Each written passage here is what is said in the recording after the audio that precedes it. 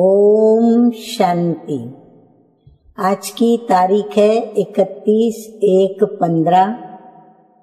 मीठे बच्चे, तुम एक बाप के डायरेक्शन पर चलते चलो तो बाप तुम्हारा रिस्पॉन्सिबल है। बाबा कहते हैं कि जो शिव बाबा, जो हम सभी का एक बाप है, हम उनके डायरेक्शन पर चलते चले तो बाबा हमारा रिस्पॉन्सिबल है। अब बाबा जब रिस्पॉन्सिबिलिटी लेते हैं तो हमें निश्चय बुद्धि होकर और निश्चिंत होकर के अपनी रिस्पॉन्सिबिलिटी बाबा के ऊपर सौंप देनी चाहिए, क्योंकि बाबा के ऊपर जो रिस्पॉन्सिबिलिटी सौंपते हैं या बाबा को जो अपना रिस्पॉन्सिबल बनाते हैं, वो अपनी बुद्धि का जैसे कि त्याग करते हैं। और जो बुद्धि का त्याग करते हैं और जो हाँ जी करने का आज्ञाकारी गुण धारण करते हैं, तो उनको स्वाभाविक ही बाप की वह मदद मिलती है कि बाप उनकी हर समस्या का समाधान समस्या आने के पहले ही करके रखते हैं, ताकि बच्चों को तकलीफ ना हो। तो बाबा कहते हैं कि बाप का डायरेक्शन है, अभी हाजी करने का वक्त आया है। तो बाबा कहते हैं मेरा डायरेक्शन क्या है कि चलते फिरते मुझे याद करो। हाँ, और किसी भी देहधारी मित्र संबंधी को हम याद न करें, परंतु चलते फिरते हम बाप दादा के डायरेक्शन अनुसार एक शिव बाबा को ही याद करें। प्रश्न है आज का, जो अच्छे गुणवान बच्चे हैं उनकी मुख्य निशानियां क्या होंगी? गुणवान बच्चों के लक्षण क्या दिखाई पड़ेंगे? अब उत्तर है उनका, वो एक तो कांटों को फूल बनाने की अच्छी सेवा करेंगे। जो भी कांटे माना जो दुख देने वाली आत्माएं, तो उनको वो फूल बनाने की अर्थात सुख देने वाला बनाने की अच्छी सेवा करेंगे। किसी को भी कांटा नहीं लगाएंगे और वो स्वयं भी किसी को भी दुख रूपी कांटा नहीं लगाएंगे। तीसरी बात बाबा बताते हैं कि वो कभी भी आपस में लड़ेंगे नहीं, तो किसी को भी वो दुख नहीं देंगे। दुख देना भी बाबा कहते हैं कांटा लगाना है। गीत बजा है आज, ये वक्त जा रहा है, करना है जो भी कर ले, ये वक्त जा रहा है। मुरली की शुरुआत ओम शांति। मीठे मीठे सिकिलदे रूहानी बच्चों ने नंबरवार पुरुषार्थ अनुसार इस गीत का अर्थ समझा। हाँ बाबा, देखो मुरली की शुरुआत में ही हम बच्चों को कितना प्यार दे करके कितने प्यार भरे टाइटल दिए। एक तो कहा मीठे मीठे, दूसरा बाबा कहते मेरे सिकिल दे, माना है बहुत समय के पश्चात मिले हुए बच्चे, और तीसरी स्मृति दिलाई कि हम उनके रूहानी बच्चे हैं। अच्छा, नंबरवार इसलिए कहते हैं क्योंकि कोई तो फर्स्ट ग्रेड में समझते हैं, कोई सेकंड ग्रेड में समझते हैं, कोई फिर थर्ड ग्रेड में। समझ भी हरेक की अपनी अपनी है, निश्चय बुद्धि भी हरेक की अपनी अपनी है। अब बाप तो समझाते रहते हैं कि ऐसा ही समझो कि शिव बाबा इन द्वारा डायरेक्शन देते हैं। बाबा कहते हैं हमेशा बुद्धि में क्या रखो कि शिव बाबा इन द्वारा माना ब्रह्मा द्वारा ही हम बच्चों को डायरेक्शन देते हैं, क्योंकि वो निराकार है, तो वो ब्रह्मा के तन में आकर हमें डायरेक्शन देते हैं। तुम आधा कल्प आसुरी डायरेक्शन पर चलते आए हो। अब बाबा कहते हैं ऐसे निश्चय करो कि हम ईश्वरीय डायरेक्शन पर चलें तो बेड़ा पार हो सकता है। अगर ईश्वरीय डायरेक्शन न समझ मनुष्य का डायरेक्शन समझा तो मूंझ पड़ेंगे। बाबा कहते किसी भी मनुष्य का यहाँ डायरेक्शन नहीं, जैसे ब्रह्मा के तन द्वारा डायरेक्शन मिला, तो हम ये न सोचें कि ये तो ब्रह्मा बाबा ने डायरेक्शन दिया। अगर ऐसा भी सोचेंगे तो बाबा कहते हैं आप मूंझ पड़ेंगे। बाप कहते हैं मेरे डायरेक्शन पर चलने से फिर मैं रेस्पॉन्सिबल हूं ना। यदि हम निश्चय के साथ बाबा के डायरेक्शन पर चलने का वायदा कर लेते हैं, निश्चय कर लेते हैं, तो फिर बाबा कहते हैं आपका रेस्पॉन्सिबल मैं हूं। इन द्वारा जो कुछ होता है उनकी एक्टिविटी का मैं ही रेस्पॉन्सिबल हूं, उसको हम राइट करेंगे। फिर बाबा हम बच्चों को ये भी समझाते हैं कि समझो इनके मुख से निकले हुए डायरेक्शन को हमने ये समझकर पालन किया कि ये शिव बाबा का डायरेक्शन है, और यदि उनकी एक्टिविटी में कोई बात थोड़ी भी ऊपर नीचे हो गई तो बाबा कहते उसका भी मैं रिस्पॉन्सिबल हूं। तुम सिर्फ हमारे डायरेक्शन पर चलो, जो अच्छी रीति याद करेंगे वही डायरेक्शन पर चलेंगे। कदम कदम ईश्वरीय डायरेक्शन समझकर चलेंगे तो कभी घाटा नहीं होगा। निश्चय में ही विजय है। बहुत बच्चे इन बातों को समझते नहीं हैं। थोड़ा ज्ञान आने से देह अभिमान आ जाता है। योग बहुत ही कम है। बाबा कहते जितना योग में रहेंगे उतना ये बात याद रहेगी कि मुझे बाप के डायरेक्शन पर चलना है। परंतु जब ज्ञान बुद्धि में अधिक से अधिक आने लगता है तो फिर अभिमान भी आने लगता है।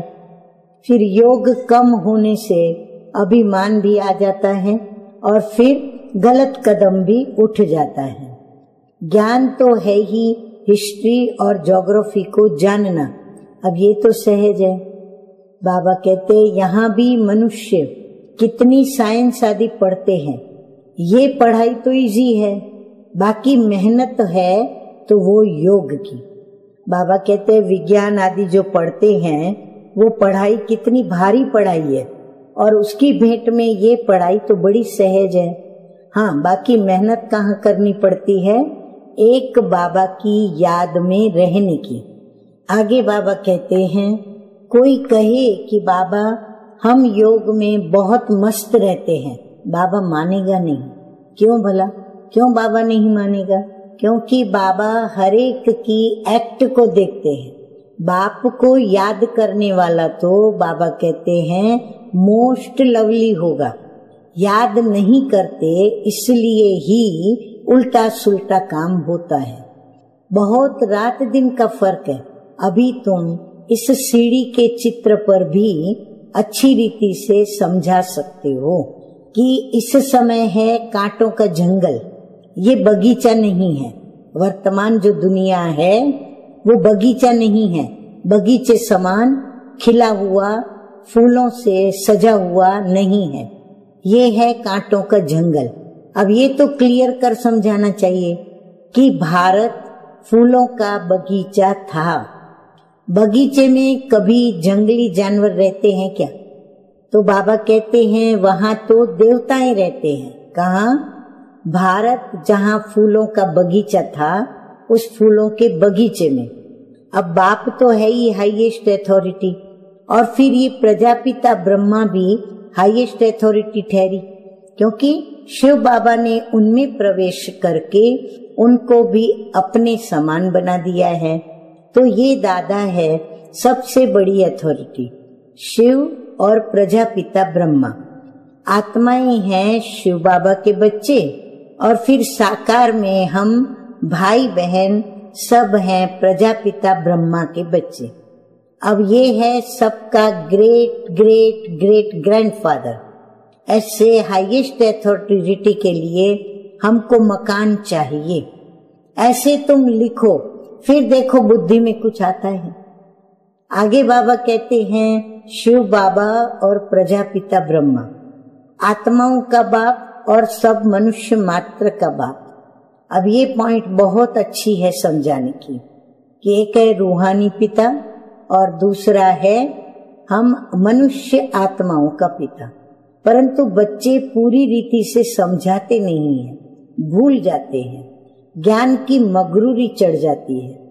हाँ, बाबा जहाँ देखते हैं कि बच्चे ज्ञान सुनते सुनाते या समझते समझाते या ज्ञान प्राप्त करते कराते जब थोड़ा ही उनको गलत नशा चढ़ता है तो फिर अभिमान आ जाता है। तो बाबा उल्हना दे रहे हैं कि बच्चे फिर पूरा समझाते नहीं, भूल भी जाते, ज्ञान की मगरूरी चढ़ जाती है। अब ये दादा कहते हैं मेरी भले न सुनो, समझो शिव बाबा समझाते हैं, उनकी मत पर चलो। डायरेक्ट ईश्वर मत देते हैं कि ये करो, रेस्पॉन्सिबल हम हैं, तो इसीलिए ईश्वरीय मत पर चलो। ये ईश्वर थोड़ी है, तुमको तो ईश्वर से पढ़ना है ना। बाबा कहते बुद्धि में शिव बाबा को याद रखो, ब्रह्मा बाबा कोई ईश्वर थोड़ी है, तुमको ईश्वर से पढ़ना है और ईश्वर की मत पर चलना है। परंतु ईश्वर ने ब्रह्मा बाप में प्रवेश हो करके और हम बच्चों को बताना है, इसीलिए ब्रह्मा बाप के द्वारा वो हमको डायरेक्शंस देते हैं। तो हमेशा समझो कि ये डायरेक्शन ईश्वर देते हैं। ये लक्ष्मी नारायण भी भारत के ही मनुष्य थे, ये भी सब मनुष्य हैं, परंतु ये शिवालय के रहने वाले हैं, इसीलिए सब उनको नमस्ते करते हैं। परंतु बच्चे पूरा समझाते नहीं हैं, क्योंकि उनको अपना नशा चढ़ जाता है। डिफेक्ट तो बहुतों में है ना। जब पूरा योग हो तब विकर्म विनाश हो और सही नशा रहे। बाबा कहते हैं विश्व का मालिक बनना कोई मासी का घर थोड़े ही है। बाबा देखते हैं कि माया एकदम नाक से पकड़कर गटर में गिरा देती है। बाप की याद में तो बड़ी खुशी में कैसा रहना चाहिए, बाबा की याद जिसको होगी उसकी स्थिति कैसी होनी चाहिए। तो बाबा कहते हैं बाप की याद में तो बड़ी खुशी में प्रफुल्लित रहना चाहिए। सामने एम ऑब्जेक्ट खड़ी है कि हम ये लक्ष्मी नारायण बन रहे हैं। भूल जाने से खुशी का पारा नहीं चढ़ता है। कहते हैं हमको निष्ठा में बिठाओ, यानी याद में बिठाओ। बाहर में हम याद नहीं कर सकते हैं, याद में नहीं रहते हैं। तो बाबा भी फिर देखते हैं कि बच्चे याद में नहीं रहते हैं, तो कभी कभी बाबा भी प्रोग्राम भेज देते हैं, परंतु याद में बैठते थोड़े ही हैं। बाबा तो प्रोग्राम देते हैं कि भाई इतने समय से लेके इतने समय तक याद में बैठो, परंतु फिर भी बच्चे बैठते नहीं। बुद्धि इधर उधर बाबा कहते हैं भटकती रहती है। बाबा अपना भी मिसाल बताते हैं भक्ति मार्ग का कि नारायण का कितना पक्का भक्त था। जहां तहां साथ में नारायण का ही चित्र रहता था, फिर भी पूजा के समय बुद्धि इधर उधर भागती थी। तो यहाँ भी ऐसा होता है। बाप कहते हैं चलते फिरते बाप को याद करो। हाँ, ब्रह्मा बाबा कहते हैं चलते फिरते शिव बाप को याद करो। परंतु कई कहते हैं कि बहन हमको निष्ठा करावे। निष्ठा का तो कोई अर्थ ही नहीं है। निष्ठा माना योग में स्थित होना, बाबा की याद में एकाग्र होकर के बैठना। बाबा हमेशा कहते हैं कि याद में रहो। कई बच्चे निष्ठा में बैठे बैठे ध्यान में चले जाते हैं, न ज्ञान और न याद रहती, या तो फिर झुटके खाने लग पड़ते हैं। अब बहुतों को ये आदत पड़ गई है। अब ये तो अल्पकाल की शांति हो गई और कईयों को बैठने से शांति का अनुभव होता है, गोया बाकी सारा दिन अशांति रहती है।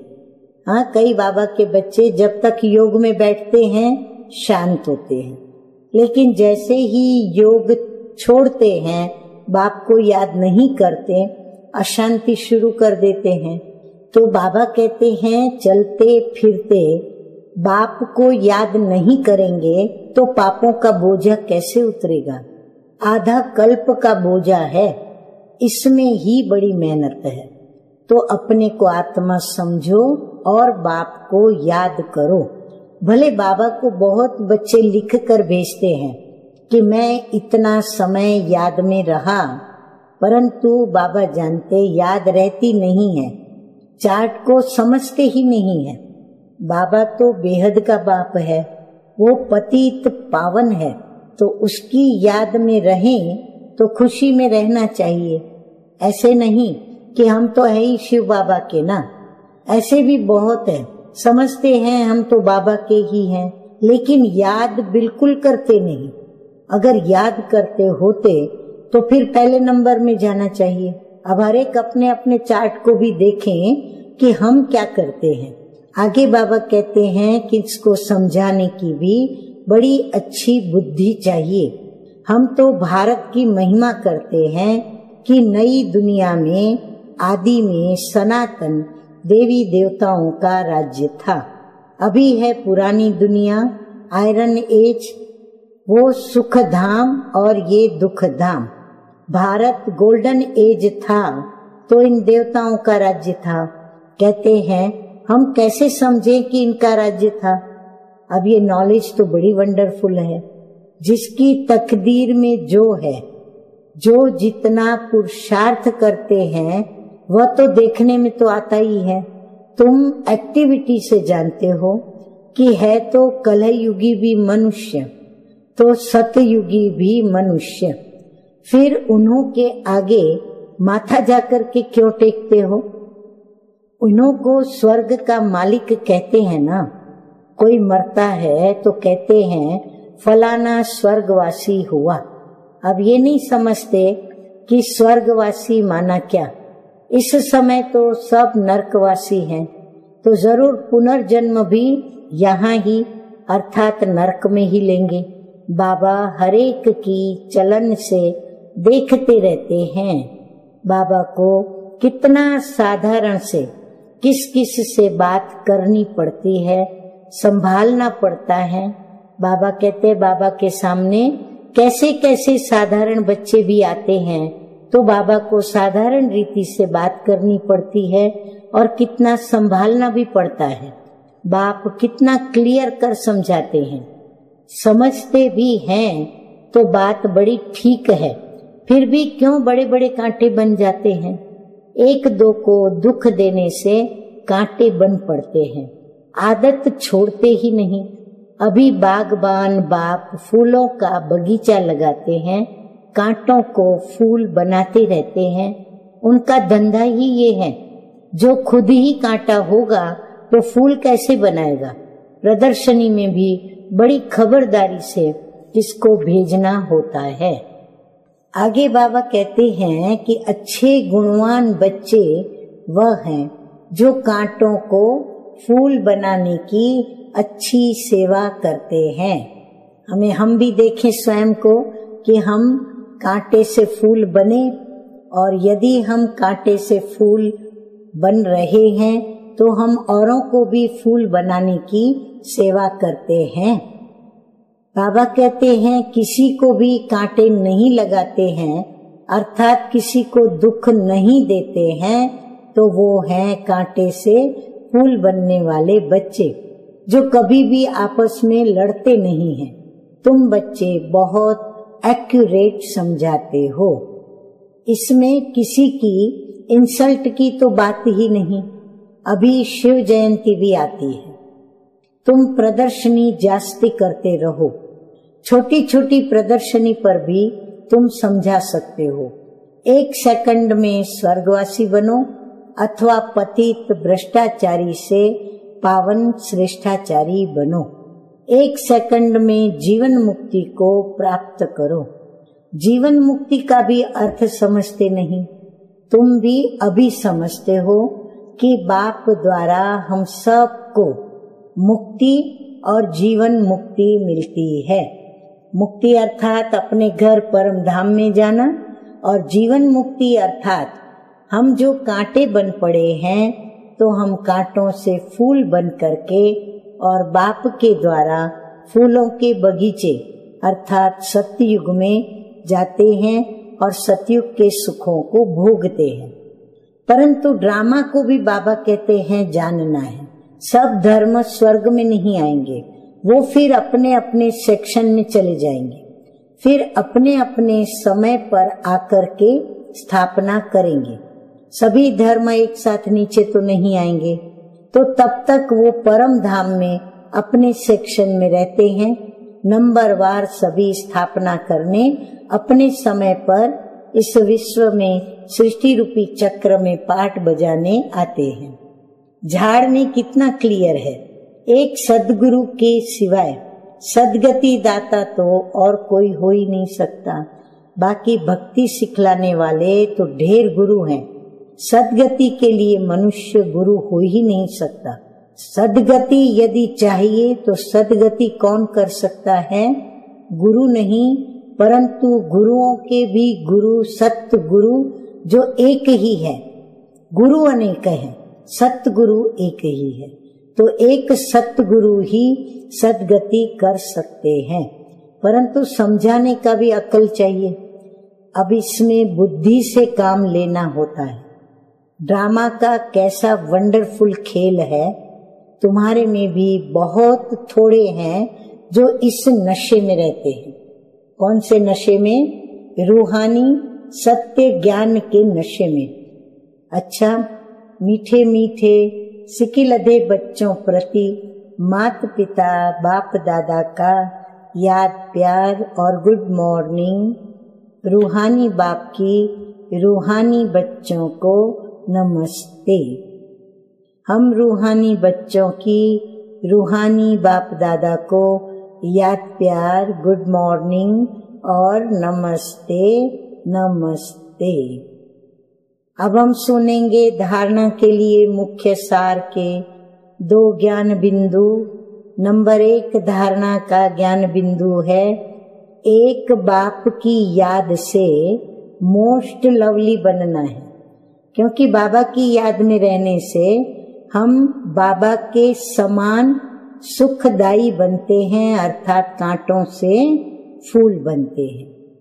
बाबा कहते हैं चलते फिरते कर्म करते याद में रहने की प्रैक्टिस करनी है। आशा करती हूँ कि हम आप सभी ये प्रैक्टिस करते रहते हैं। बाप की याद और खुशी में प्रफुल्लित रहना है। हाँ, तो प्रफुल्लित रहने का भी सभी अवश्य पुरुषार्थ करते होंगे। प्रफुल्लित रहने वाले फिर बाप की याद में रहने की मेहनत करेंगे। अच्छा, नंबर 2 है कदम कदम ईश्वरीय डायरेक्शन पर चल हर कार्य को करना है। अपनी मगरूरी यानी देह अभिमान का नशा, बाबा कहते हैं अपनी मगरूरी नहीं दिखानी है, कोई भी उल्टा सुल्टा काम नहीं करना है। बाबा कहते हैं मूंझना भी नहीं है। आज का वरदान सुनेंगे। वरदान है संकल्प रूपी बीज को, संकल्प रूपी बीज को कल्याण की शुभ भावना से भरपूर रखने वाले विश्व कल्याणकारी भव। जिनका बीज कल्याण की शुभ भावना से भरा हुआ होगा वह क्या बन सकेंगे? वही विश्व कल्याणकारी बन सकते हैं। अतः बाबा कहते हैं ऐसे विश्व कल्याणकारी भव। जैसे सारे वृक्ष का सार बीज में होता है, ऐसे संकल्प रूपी बीज हर आत्मा के प्रति प्रकृति के प्रति शुभ भावना वाला हो। सर्व को बाप समान बनाने की भावना, निर्बल को भी बलवान बनाने की भावना, दुखी अशांत आत्मा को सदा सुखी शांत बनाने की भावना का रस व सार हर संकल्प में बाबा कहते हैं भरा हुआ हो। कोई भी संकल्प रूपी बीज इस सार से खाली अर्थात व्यर्थ न हो, कल्याण की भावना से समर्थ हो, तब कहेंगे बाप समान विश्व कल्याणकारी आत्मा। स्लोगन है आज का, माया के झमेलों से घबराने के बजाय परमात्म मेले की मौज मनाते रहो। हाँ, यदि माया के वशीभूत मायावी संकल्प विकल्पों में रहेंगे तो वो जो हो जाएगा जैसे झमेला, जिसमें घबराहट होंगी। परंतु बाप से हमारा मंगल मिलन मनाने का यह परमात्म मेला है, ये याद रखने से मौज मनाते रहेंगे। अच्छा, अभी हम सुनेंगे अव्यक्त स्थिति का अनुभव करने के लिए विशेष होमवर्क, फरिश्ता व अव्यक्त जीवन की विशेषता है। फरिश्ता व अव्यक्त जीवन की विशेषता है इच्छा मात्रम अविद्या। देवताई जीवन में तो इच्छा की बात ही नहीं, क्योंकि वहां तो हमें सब कुछ प्राप्त है, तो इच्छा किस बात की करे। जब ब्राह्मण जीवन सो फरिश्ता जीवन बन जाती, अर्थात कर्मातीत स्थिति को प्राप्त हो जाते, तब किसी भी शुद्ध कर्म, फिर व्यर्थ कर्म, विकर्म व पिछला कर्म, किसी भी कर्म के बंधन में बंध नहीं सकते। माना कर्मातीत स्थिति ऐसी स्थिति है जो न हमें शुद्ध कर्म, न अशुद्ध कर्म, न व्यर्थ कर्म, समर्थ कर्म या विकर्म, किसी भी कर्म के बंधन में हम नहीं आते हैं। बिल्कुल कर्म से अतीत स्थिति, कर्मातीत स्थिति अर्थात एक बाप की याद की स्थिति बनी रहती है, तो उसको कहते हैं ब्राह्मण सो फरिश्ता। अच्छा, ओम शांति।